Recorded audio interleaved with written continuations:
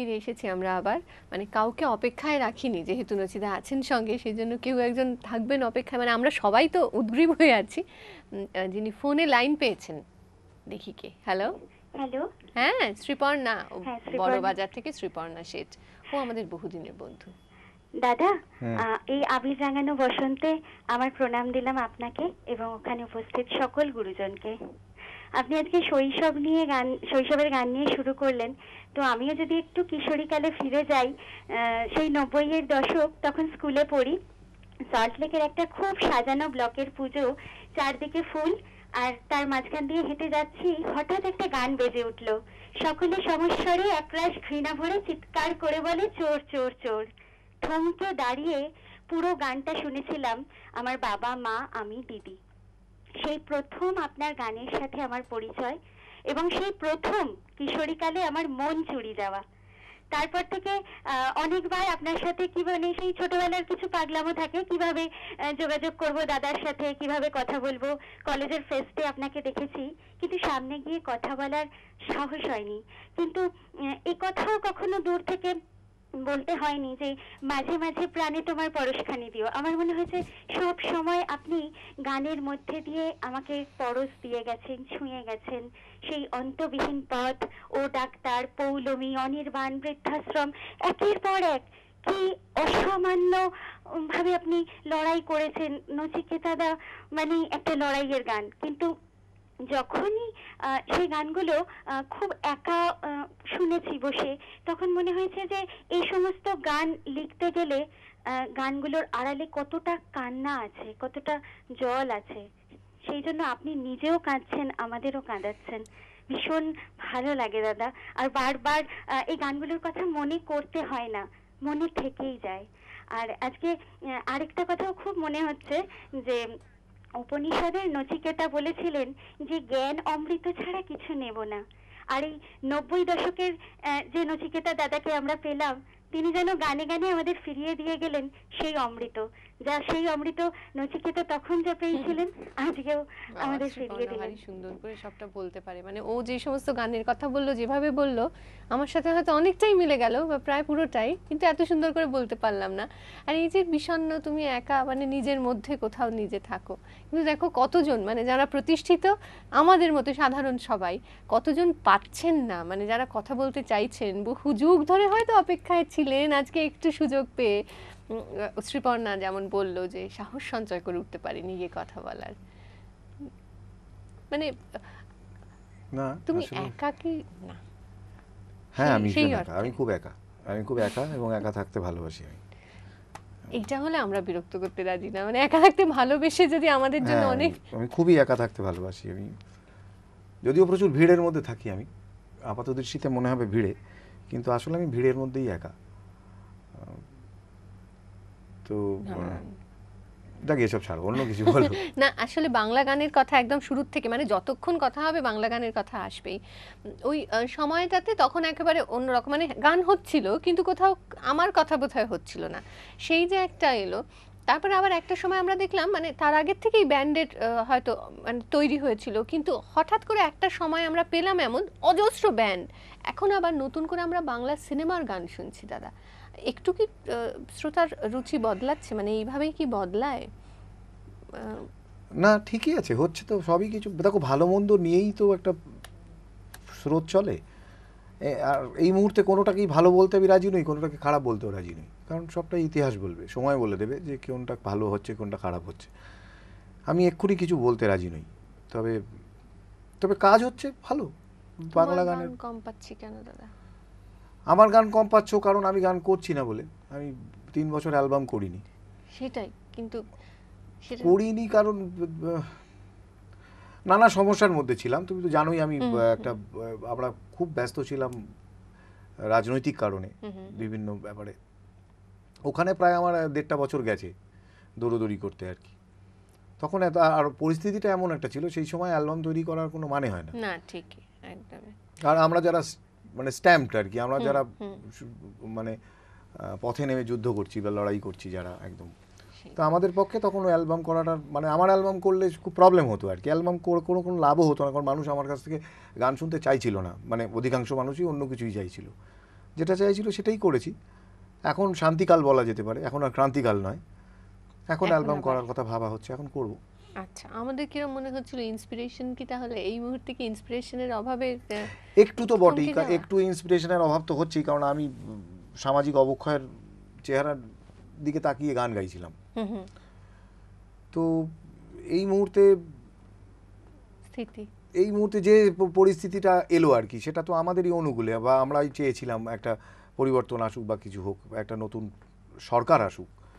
তো এই মুহূর্তে আমি গান বাঁধতে গেলে সে গান বাঁধতে গিয়ে আমার খুব প্রবলেম হয়ে দাঁড়াচ্ছে। এই মুহূর্তে গান বাঁধা যাবেও না, কারণ আমাকে সময় দিতে হবে না। এই পরিস্থিতিটাকে আরো কিছুদিন সময় তো বোঝাই। দিতে হবে। 7-8 মাসের মধ্যে তো আমি আকাশ কুসুম চাইলে তো হবে না যে সব বদলে যাক, হাসপাতালগুলো স্বর্গ হয়ে উঠুক, অমুকটা এই হয়ে সময় লাগবে।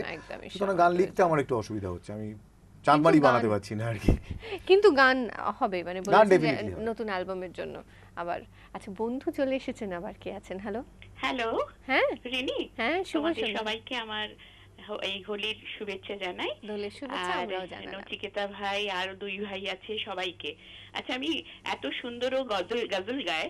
ও যখন পাইকপাড়ায় থাকতো, আমার ভাইঝির মানে আমার দিদির ছেলের বন্ধু ছিল, তো ভারী সুন্দর গজল গায়।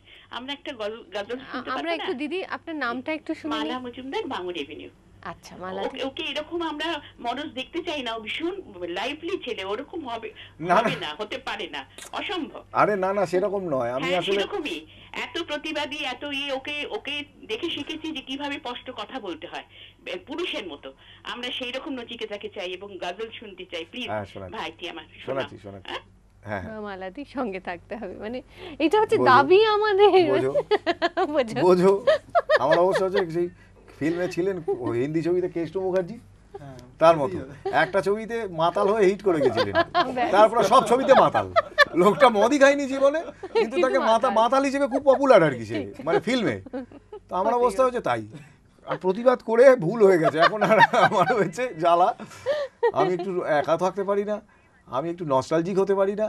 না না, আমাকে তুমি সব সবটাই সময় পারো, কিন্তু মানে মানে লোকের এরকম একটা এইরকম ধারণা যে একটা- আপনি একটা- আপনি আপনার আবার কিসের, আপনি সারাক্ষণ বুকে দাঁত দিয়ে বারুদ দিয়ে দাঁত মাজবেন আর বাইরে গিয়ে চিৎকার করবেন, আগুন বেরোবে। আমরা প্রেমের কথাও বলি।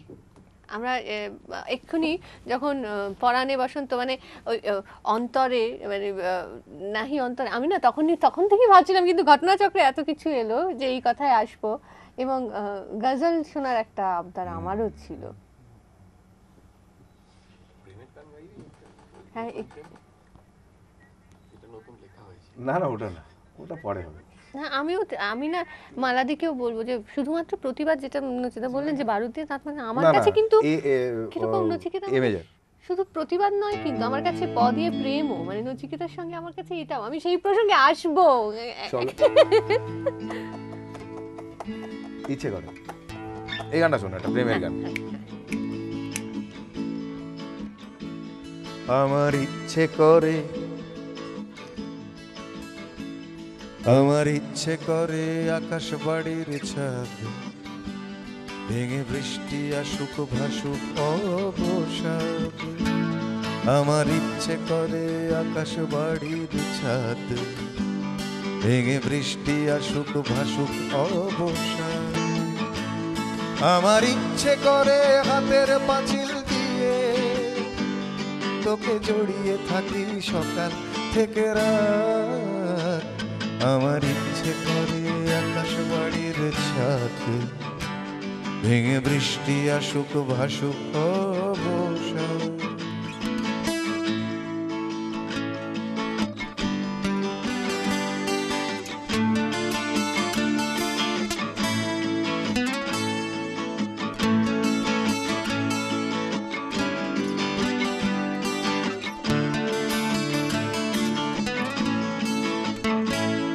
আমার ইচ্ছে করে সকাল চাদর হয়ে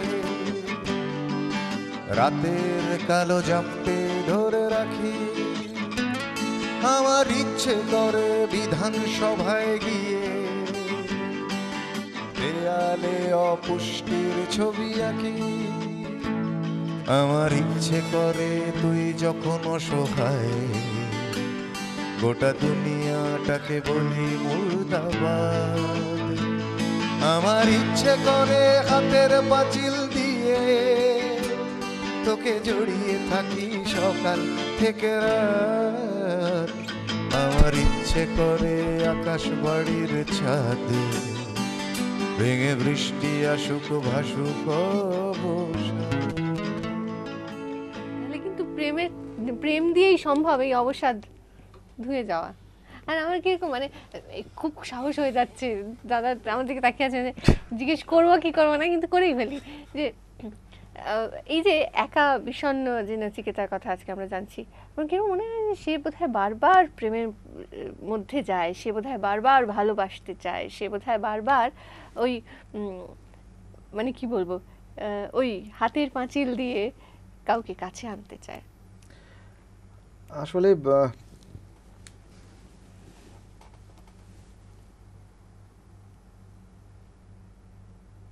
ভালোবাসা